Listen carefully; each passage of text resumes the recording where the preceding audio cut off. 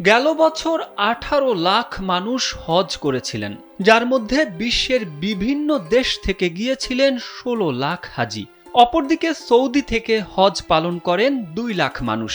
আগামী ৪ June Saudi আরবে শুরু হতে যাচ্ছে ২০২৫ সালের হজ।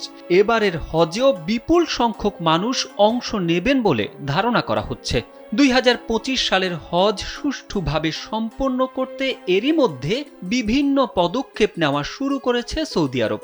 গেল ৯ ফেব্রুয়ারি সৌদির হজ ও উমরা মন্ত্রণালয়ের দেওয়া এক বিবৃতিতে হজ যাত্রীদের সঙ্গে শিশুদের সঙ্গী হিসেবে নেওয়ার উপর নিষেধাজ্ঞা আরোপ করার কথা জানানো হয়।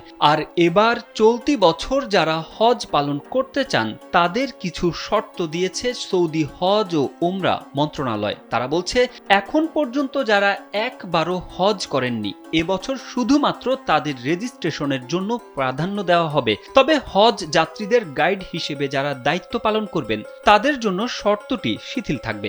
আরেকটি শর্ত হলো ন্যাশনাল কার্ড অথবা রেসিডেন্সি কার্ডের মেয়াদ জিলহজ মাসের ১০ তারিখ পর্যন্ত থাকতে হবে। হজের রেজিস্ট্রেশনের সময় শতভাগ নির্ভুল তথ্য দিতে হবে। যদি কেউ ভুল তথ্য দেন তাহলে রেজিস্ট্রেশন বাতিল হয়ে যেতে পারে। হজ ও উমরা মন্ত্রণালয় বলছে, যারা হজ করতে আগ্রহী তাদের শারীরিকভাবে ফিট থাকতে হবে।